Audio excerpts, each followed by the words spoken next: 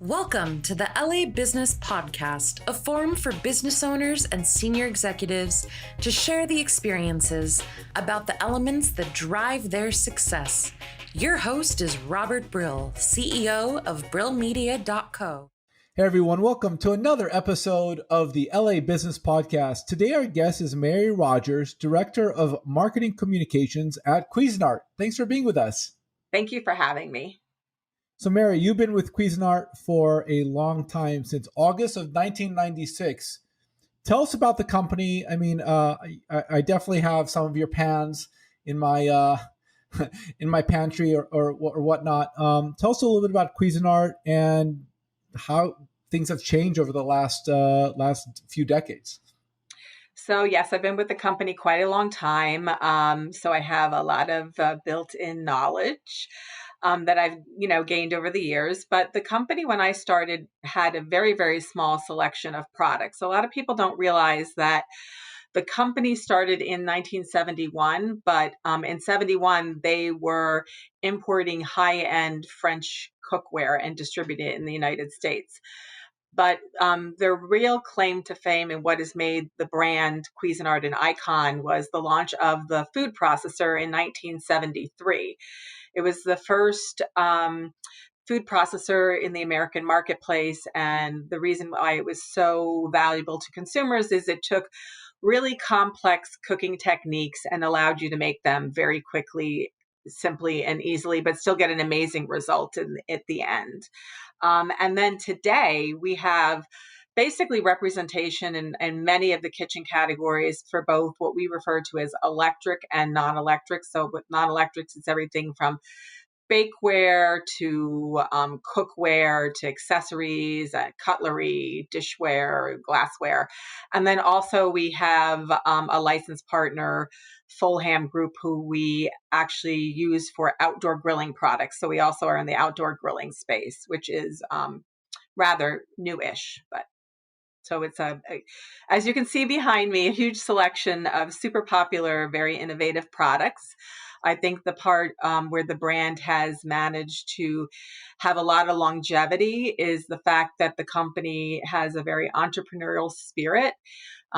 It focuses on very heavily on product development and innovation. And we've had some major successes in those areas. So let's jump to the last 4 months. We've been talking to folks who are in the food category, and it seems to be a really good time to be in the food category, especially if your consumption is at home. Popcorn, ice cream, apples, baked goods. Tell us about the last 4 months. How has your experience been over the last few months as the COVID-19 pandemic has happened? So I would say there's several different things. One thing is that we have been able to pivot very quickly when it comes to our message points. We did start to notice very quickly at the very beginning some of the things that consumers were looking for, some of which you've mentioned, things like bread makers, waffle makers, coffee makers, air fryers, anything, and then ice cream makers, which you would be like, why? But if you think about it, like ice cream parlors aren't open, but people still want ice cream, So a lot of comfort related items, comfort and convenience. So, and also the fact that I think people were also home and they're like, oh, wow, I can't get my latte or I can't get my cappuccino and I need to get a good espresso maker in house or a better coffee maker now that I'm using it every day. So we've seen a lot of trajectory in specific categories like bread makers, which is kind of a sleepy category. It kind of was, not a high performing category, but not stellar the way it has become, where, it was the impetus of, a lot of things, people not being able to get bread in their grocery store. And so they were looking for alternative methods. And then when they couldn't get yeast, they were looking for ways to make bread or other products like that without having to use yeast. So I'm sure you've seen like banana bread like crazy all over Instagram or, lots of alternative things. and obviously we see a lot of coverage on like making my own starter and things along those lines, that consumers are becoming very resourceful in fulfilling their basic needs. Because the hierarchy of needs is something that was very evident at the beginning of the pandemic. People were trying to fulfill their basic needs before they were like going beyond that. And I think, we've gotten out of that phase, and you're starting to see people more inclined to be fulfilling needs related to, I can't go on a vacation. I still want to be outside and grill, but I need to find other ways to expand the footprint of my home. So I think that we're starting to see some of that now. I would say that as far as the Cuisinart brand, we're really lucky because we have an amazing group of agencies that we work with who are very nimble, and that's also our expectation. So what we've done is we put together like 2 tracks, because if you look across the country right now, you see a lot of people like in the area of New York, we were at the very beginning of this. So we're kind of in a better stable situation as far as opening, where you see other places of the country, going kind of backwards in a way. And so we kind of have a 2-lane strategy. So if this is going on here, we can switch back and forth depending on what's happening in the marketplace. And then we're also paying a lot more attention to our inventory levels, because we don't want to be promoting something if we don't have stock. So when it comes to things like digital and social, where we're working with influencers and we're doing a lot of calendar programming, we're doing it in very short windows now, where we used to plan annually, then quarterly. And now we're doing everything month to month, because you have to, because everything changes every minute of the day. And then we're going to even the finite level of absolutely making sure that if we're promoting something, that we have inventory, and we have inventory in the marketplace. And so as an example of that with bread makers, we saw that trend starting to pick up. And so we started to do more around that space, communicating it to the consumer. And then we also literally sold out of every bread maker we had, and we were like scrambling to get more of them. But in the meantime, we were able to stop. So, we were able to switch out to other things, because like right now with everything going on in the marketplace, you certainly not want to be putting efforts against something to a consumer where you're just going to frustrate them and they can't get the product. So, you have to be really willing to kind of dig deep now, dig into things that you weren't necessarily that concerned about. Like we always have an inventory, and we always have an inventory buffer. But when you're in situations like that and you're selling out things very quickly and unexpectedly, and the lead times have extended, where we were like 90-day lead times, we're looking at like 120 now. So you have to be super careful about where you're putting your efforts, and making sure that you have supply too. So when you talk about the bread maker and the waffle maker and the air fryer and the ice cream maker, what was the signal or set of signals that you saw that led you down the decision path? Okay, clearly this is what people want. So, and then I further imagine, with that information in mind, your advertising and your social content changes, pivots into that. Was it social? Was it some sort of higher level social listening? Like, how did you know? When did you get to that point? So we saw it very quickly on in a few different areas. We started to see it from our retail partners, the order levels. Okay. Then we also, at the same time, kind of this is all happening at the same time, we were seeing yeast shortages like right away. And we knew that's when we started seeing the pickup of interest in bread makers. And also bread shortages in general at the very beginning.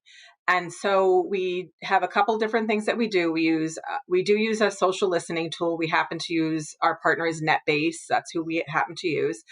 And we also use another syndicated research called NPD, which is very specific to our category. And we started having a lot more touch points and calls with them, because they're very tied into all the data that we receive from it's tied to our retail partners' point of purchase, basically. So we take that data and we can very early on see within, 2-week period, changes in the marketplace. And we also very close to obviously our retail partners because they're telling us what the demand is on their side. So, we saw that really early on. And obviously we also do a lot of just guerrilla work in social media, just, things that we see ourselves anecdotally. And then we start tying that all together. Also on top of that with our consumer insights group, they're constantly scanning for, any type of news in the categories that are important to us, whether it's food, lifestyle, behavior. We kind of try to keep on the touch point of anything that would impact our business. So you're doing, it's interesting, right? Marketing as the head of marketing, right? Like your job is to kind of like sleuth out and put together, you're the private detective, right? Like you're the, you're the person who has to look at all these signals and synthesize them and then make a decision. Like that's fascinating. Did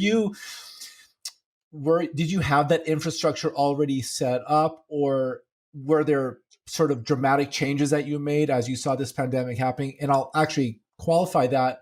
One of the companies we work with, we're an ad buying firm, and we work with a company called Media Mint in some cases, and they have ad buyers that we contract across the world. And they saw this coming months in advance because they're in other places around the world. So when this stuff hit hard, they were set up, and it was an immaculate response with regard to their employees. So how did you? I would say the thing is, we did see this coming in a different way. Okay. So people forget the beginning of this, which is, the fact that when we went into Chinese New Year and the factories were closed down, that's when they started to see the pandemic pick up. And so as the factories were starting to go into their normal reopening phase, they were not reopening. And so at that point, it was quite interesting because the company was very focused on supply, getting supply and getting supply as soon as we could, because we came out of a really good year. So when you come out of a really good year and all your retailers are doing their inventory at the end of January, and, they've kind of come, they're looking to resupply come February. And that's also when we start into like our new product launch phases, when you come out of, Chinese New Year. And what happened then was as they started to ramp up supply, the pandemic came here. So then it was like complete 360, because for we were doing amazingly well until about I would say halfway through the third week of March. And then all of a sudden, like when people went into like panic mode, basically. And so our retailers were trying to figure out what they were doing. You started to see them shut down. So there was a lot of concern about marketplace impact, because still retail represents brick and mortar retail. I want to be completely honest. Brick and mortar retail is still a very large portion of overall retail sales, and especially in the categories that we are selling in. So we did see like kind of a, stepping on the brakes at the end of March. But as we entered into April and May and June, we basically saw a huge uptick in digital online, still filling the marketplace, but just from a different angle, because consumers were maybe not as willing to go in store. They couldn't go in store, as you know, like there was a huge scramble, even with some of the big accounts like Amazon, who stopped shipping basically, which like in your life, would you ever think that would happen? So you had Amazon stop shipping non-essentials. Our product categories, we had a period with them, I think it was maybe 3 or 4 weeks, where they hadn't ordered anything because they were so focused on anything, healthcare, cleaning supply, anything in that category that they were making a priority. So, we went kind of like went from basically, we need to get product, to let's make sure we're getting the product we need and can sell and that consumers want, because the last thing you want to do is be scrambling around trying to get inventory that's not saleable, right? So there's a lot of people involved in that entire process in our organization. And your question at the beginning was, were we set up for this? I mean, in a sense, we were really lucky because we had made, my team and I had made a lot of changes over the last 2 years on the way that we were approaching our agency partnerships. We basically went from one core agency to agency specialization. Can you talk So about that? yes. So basically, what happened was we had been with a web development agency who had been with us for almost 25 years. And they had kind of started out as, small, nimble.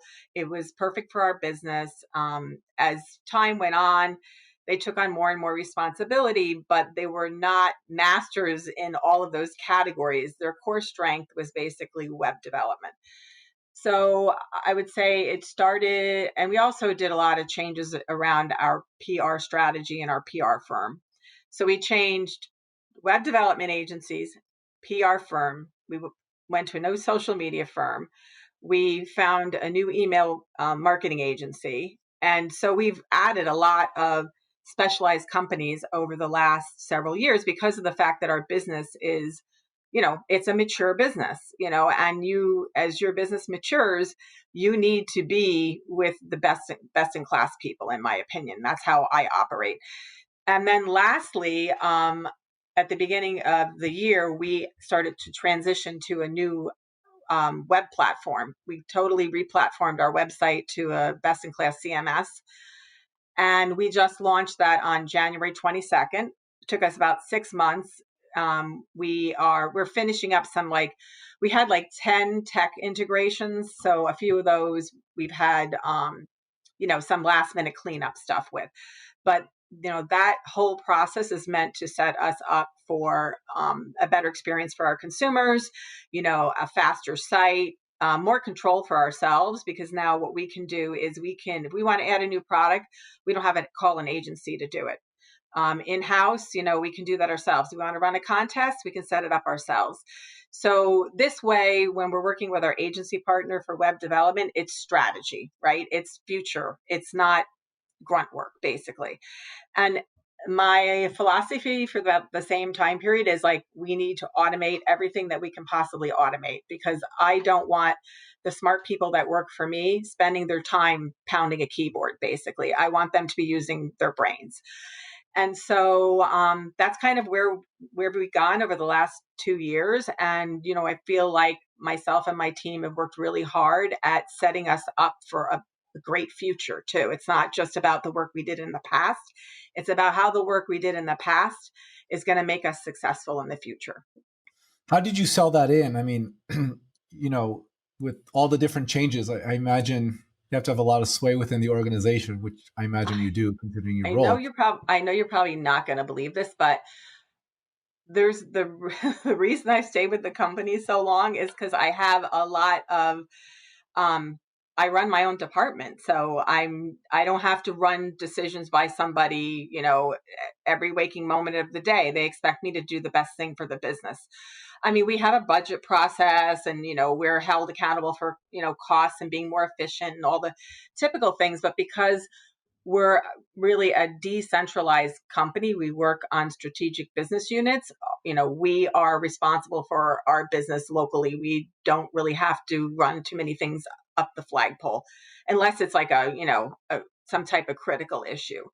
So that's a huge advantage. I know that a lot of my colleagues at other companies spend most of their time basically cutting through red tape. And so that's really one of the major reasons I've stayed with the company, to be honest with you. We can get a lot done. We can really accomplish things. So that's a huge advantage. That's amazing. I love that. There's so many places I want to go, but I can tell you that having love for the job that you do and feeling valued is the reason why I do the work that I do. I just love it. And I can tell you love the work that you do. I also like my style. My management style is to let the people who work for me own their business. I'm not a micromanager. I want them to feel like they can contribute, that their ideas are, valued, that they are challenged, that, they see me as someone who's going to help and guide them, not like hang over them. So I'm looking at your ads. I'm looking at moat.com. I pulled up Cuisinart. I see food processor, air fryer, the Hurricane blender, the Precision Master mixer, a variety of things, the griddle, that all are in line, right? What's interesting to me is it doesn't. It appears to me that your products have changed, as we discussed, right? I'm sure you're targeting running these ads on with a particular intention, as we discussed. Your messaging hasn't changed, and that's clearly by design. Did you make a conscious decision early on to say, like, we're not going to say words like unprecedented, once in a lifetime, all the jargony stuff that people say that, like, I hate it when I say it. You're just sticking to the facts, and what's interesting to me is you're part of the supply chain of comfort, right? Like, that's your role in this whole thing, and you did that on purpose. Yes. Yes, because when I focus on our communication points, it depends on what category. Also, we look at everything. I don't. I look at an air fryer as an air fryer in and of itself. So I want to know as much as I can about what's going to motivate a consumer to buy an air fryer. That's my focus. And with that category very specifically, there was very few players in the marketplace. And the format that we came out with was an oven format, where other formats were these kind of countertop items that were like roundish looking and very plastic. A lot of them are made out of plastic. And so for myself as a marketer, I was like, I really want to know more about this category. I want to know what's going to motivate people to buy this product. So we did a lot of primary research. We tested a lot of communication points. We found which ones were most meaningful for consumers, and that's what we went with. The other thing too is, because we're so focused on innovation, we tend to actually hone in on the things that are better and different about our products compared to the competition. And are there any claims that we can make that are meaningful to the consumer? And if we are able to make those claims, we also do third-party testing and other things related to being able to, get it by the legal department. And, I'm very buttoned up when it comes to anything related to that. We work everything through the legal department, because I'm good like that. I don't go rogue. I don't want the company to get in trouble for anything. That doesn't serve me or the brand. But that's how we do it. We look at, if I'm marketing a coffee maker, I'm going to look at that product in and of itself. Obviously staying in the kind of the general format of the brand, the general kind of positioning, but we look at each thing individually. We don't say every product is marketed to women 25 to 54. We don't do that. And we bend our communications so it's meaningful to the consumer. How important is, and I imagine it's very important, but I'll ask, how important is digital media in your overall marketing mix? Ads, social media, influencers. Can you tell us a little bit about how you wield that sword? So similarly, we have a senior digital marketing person on staff. We also have an senior e-com manager on staff, marketing manager. They work very closely together, and obviously with me, but digital has become, over the last 10 years, more and more and more important. I would say that, like many brands, we've shifted quite a bit of focus from some more traditional avenues to digital. And the reason is, you can have proof of performance. It's really simple to quantify proof of performance. And we've also put a lot of tools in place to, even if we're funneling consumers to our retailers through our website, we're able to capture where they went if they bought something. We have a lot of back end tech data that we can collect even on that type of thing too. So it's become very, very important. We set benchmarks for ourselves for conversions, sales. We also have made direct to consumer a priority for the company, which we started about actually a year and a half ago. We had an outside company who would fulfill parts and replacement items for us. And we transitioned that all in-house, which was a huge undertaking. And, integrated it with our website, and also are managing and fulfilling all of that internally, both with customer service, email communications, and also the fulfillment end of that. The company as a whole set up a very large fulfillment center, I want to say maybe 2.5 years ago, out in Glendale, Arizona. And I was set up as a brand new pick pack center to help both our retailers, because people don't realize retailers rely on their vendor partners to actually fulfill their direct to consumer orders, because they're not set up, they're not in Amazon, or they're not set up necessarily to do those types of things. So they've become more reliant on brands to provide that service for them. So a lot of people don't realize that. I did not know that. So you're telling me it's like drop shipping, basically. I buy something through Best Buy and you're fulfilling on it, but I bought it through Best Buy. Exactly. But, on the business end of that, it's very savvy, because if you think about it, the retailer never takes possession. You don't have to ship it anywhere. There's a lot of cost you're stripping out of the system in order to do that. I mean, it's a huge benefit to both partners, and then the retailer basically sells the item, collects the item, collects the cash from the consumer, never takes possession, the order shipped out.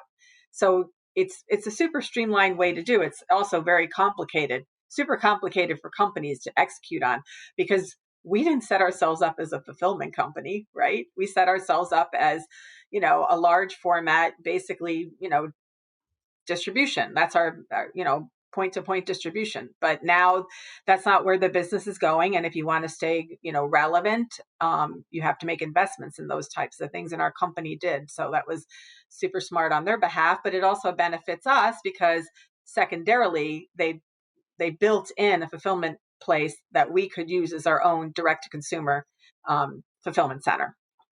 I imagine that puts you in a really great position in the next decade.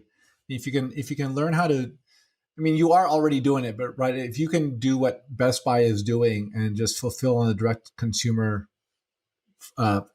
process completely, it kind of limits the need for Best Buy to be in that supply chain at all. Yeah, philosophically, the thing is also there's a lot that goes on in the retail marketplace on the business side of things that are not necessarily evident to the public. The amount of support that retailers expect from brands financially is quite a burden. When you talk about co-op dollars, and when you talk about which a lot of people don't speak to, when you talk about co-op dollars, and you're also talking about retailers' expectation of, like, as they want to expand their footprint in digital, they're expecting more financial support from us. So the burden becomes greater and greater and greater. And, brands are, I also think, protecting themselves and their future against the continued part of that. And then there's also the aspect of there's several accounts in the retail space that are not healthy, right? There's quite a few that are obviously either on the verge of bankruptcy, claim bankruptcy, gonna claim bankruptcy, and there's a lot of, there's a lot of loss to brands when that happens too. A lot of people don't speak to that. It's, if you shipped them a big order and you never got paid, you're out for a long time. You might get a penny, so there's a lot of business aspects to all of this. There's so many different things that marketers and business people, executives in general, have to be aware of and present in now than they didn't need to be 5 years ago or 2 weeks ago. when I think about the relationship that you might have with a retailer, the one thing that you cannot replace with the retailer is they're a showroom for you. And your competitors, granted, and they need a lot of money and co-op and all that stuff. But I'm thinking about this a decade from now, if let's say the retailers go away or they're dramatically pulled back, the only thing that you cannot reproduce out of that process with great ease is the showroom experience and actually touching the product. Yes, Which is I agree. fascinating.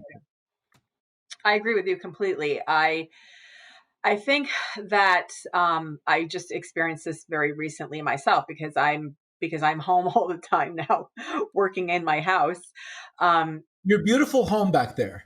Yeah, if I showed you my kitchen, you would not believe I work for Cuisinart.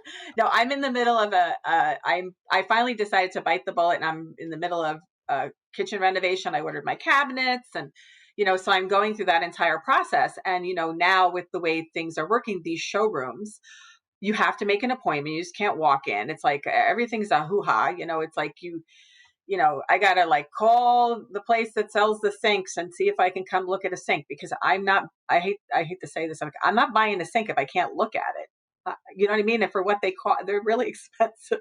Couldn't believe how much that stuff costs. But anyway, it's like, I completely understand. I mean, there's so many great use of video and other assets that 3D or 360 or enable the consumer to get a better idea. But I would say that the one thing with video is that it could be highly retouched in some cases. I mean, we don't do that. We're talking broadcast. Yes, we do some minor retouching, but some of that stuff, it looks really great when you see it, but you're right. Like when you buy it and you get it home, it's like, oh, what happened, right? So I think that also brands that have better reputations in that way will do better. That consumers would feel more confident buying from an established brand who makes good products. And then I would also then layer on the whole, how prevalent reviews are for products now, and what and the impact that has on brand sales too. I think consumers are becoming. I even know myself. My husband wanted to buy a battery powered lawnmower, and we read the reviews, because I'm like, and we bought it and we had it shipped to the house, which was really weird because I would never buy a lawnmower and not go look at it. But I think we're all finding like our behavior is changing. Like I never would, have groceries shipped to the house, but I did, and I have been. Best. It's the best, except for that whole cleaning thing. It's like the whole preparing them for, coming into the interior of your house is a whole process, if you decide to do that or not. But what, you touch on the value of brand. What, when you think about your marketing and where your dollars go and what they're expected to do on an immediate and a long-term basis, how do you consider or weigh the benefit or drawbacks of spending marketing dollars on brand versus spending marketing dollars on, I need to get a sale like in the next week and a half? Yeah, so we kind of take a long-term approach to that. We do spend money on brand advertising, specifically brand advertising, mostly in the digital space. Mm-hmm. I would say in other avenues, such as, television, OTT, all those types of things, is very product focused.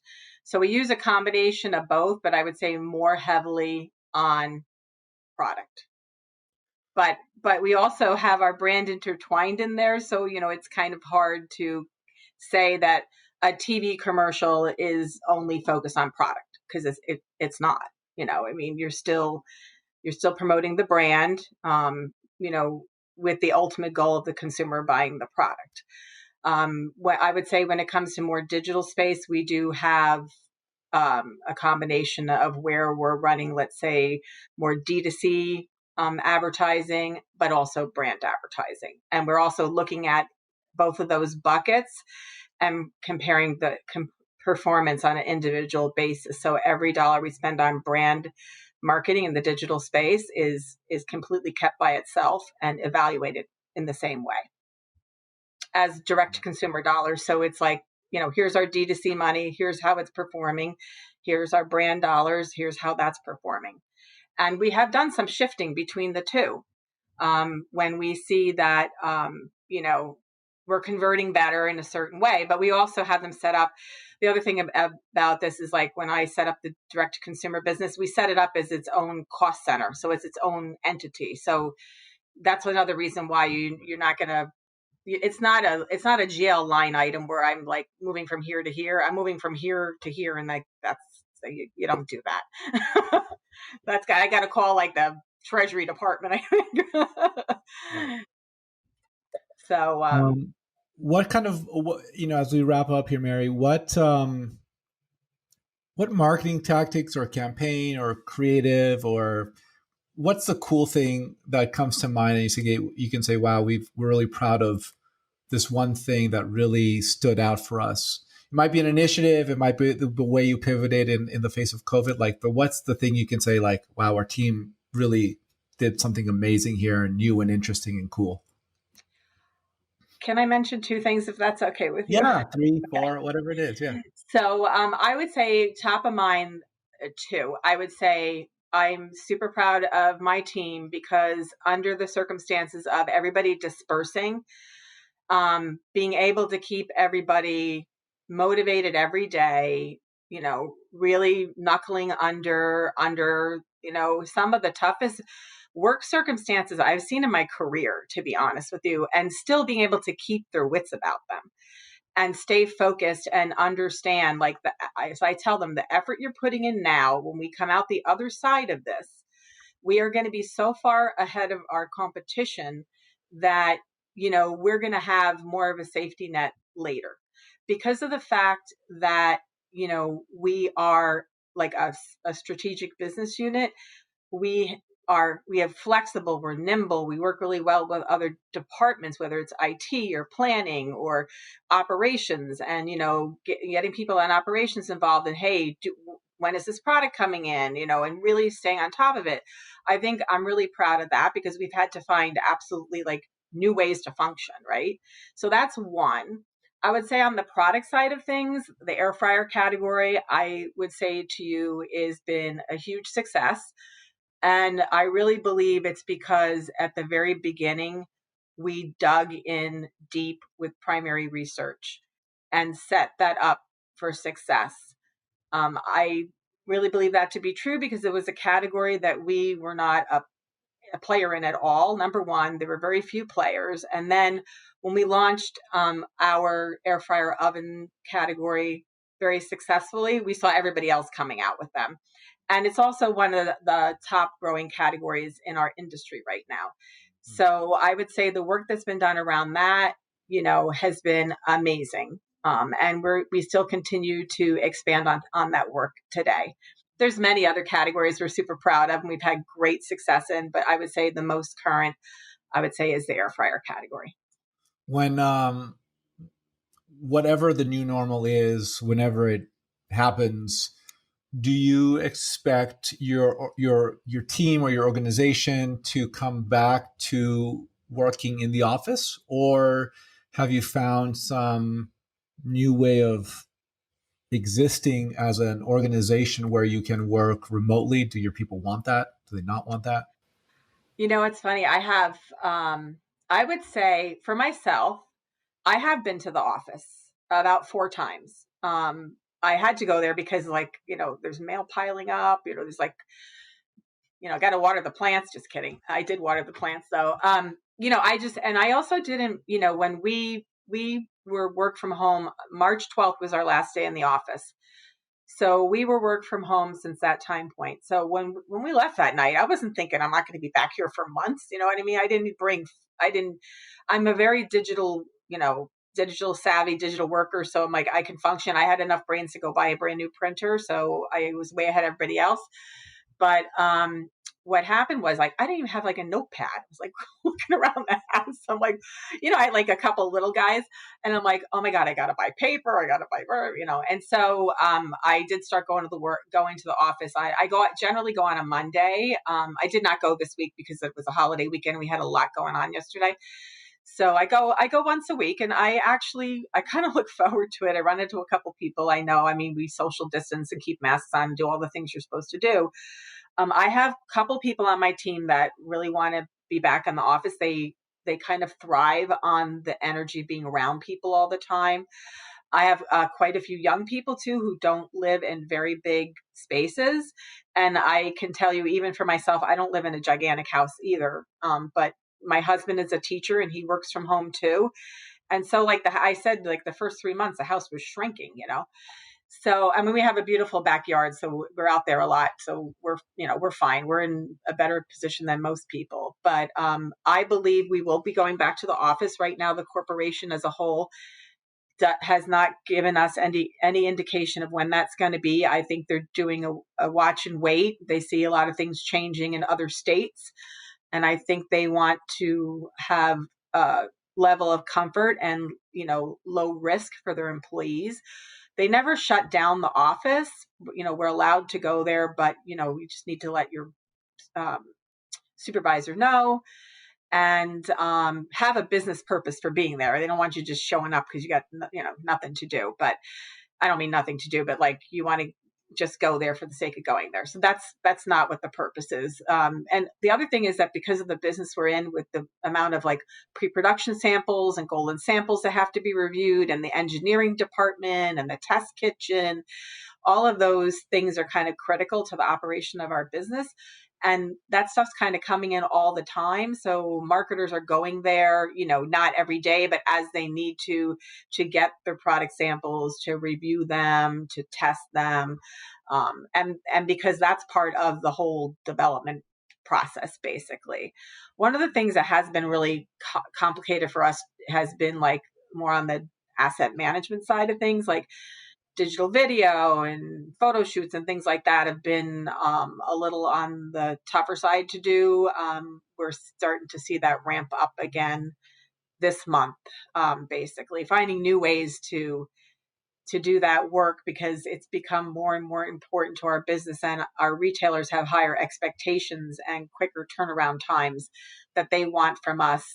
We do use a PIM, product information management system. We use Salsify as our vendor partner. And so, they grab all the data from there, but, they're needing it faster and faster, and they want more and more because they want to build out their content. So they want to have, not just one or two photos, but they want to have 6 or 7, and they want to have video on everything. And, that kind of came to a screeching halt, and was only kind of opened back up even in your area only very recently, where you could, have crews together. And even for us, the part that's really difficult is that we need to be in the kitchen. And right now, like normally we are in rental places, or we have 1 or 2 places that we use, such as the one that's behind me, that we use. That's our in-house showroom, which we do film some video there, but more kind of like simple and easy things, not anything super complex, with a really small crew. We hope to get back to that this month. But that's one of the things that's like really a pressing matter at this point, and preparing for fall, because we have a lot of new product launches coming, and we need assets. What's coming in fall? So we have lots of new things. One of the items that we're working on, 2 brand new categories, actually 3 brand new categories. So a line of cordless appliances, but powered as you would expect from a corded appliance. So we have about 4 items in there. They're coming kind of in a staggered way. Normally we'd launch a whole collection like that at one time, but because of everything going on, we're, some of that stuff's being staggered. And then one of the other key categories, which is very popular right now also, is air purification for the kitchen. So countertop kitchen type model. We're working on that. That's coming in the late fall. Wait. So basically, my wife is going to love this. So basically, when I burn my food with every single meal that I've ever cooked in my life, Maybe I need to give you some pointers. Actually, always giving me pointers. I know what you mean, because I am very experienced. I'm not a chef, but I love to cook. I'm passionate about it. But I have this horrible habit. I have a 1948 like old tap hand stove, and it's propane. And I every time I put a pot on, especially if I'm sauteing, I turn it up on high, and then I'm like doing something, and then the other day, like I turned around and I see smoke, and I'm like, because I put the olive oil in and I wasn't paying attention, and then you smell it and you're like, yeah. So I could use a little help in that department too, purifying the air. Even when you cook certain foods that tend to linger, it's helpful for that, whether it's fish or garlic or anything that's like super spicy, or even like if you do things like Vietnamese food or even like curries and things like that, they tend to leave a lingering aroma. Bacon. I mean, I Oh, cook bacon, bacon. yeah. Yeah, if I cook bacon like in a grilled cheese at night, the whole house smells until the next morning, and my wife is sensitive to it, and I hear it like every time, and it's starting to become an issue. And Maybe you could figure out a way to cook bacon on the grill outside. it's a good idea. Sheet pan. Yeah. Mary Rodgers, Director of Marketing Communications at Cuisinart, thank you so much for being on the show. This was fantastic. Thank you so much. It was a real pleasure speaking with you today. I really enjoyed it.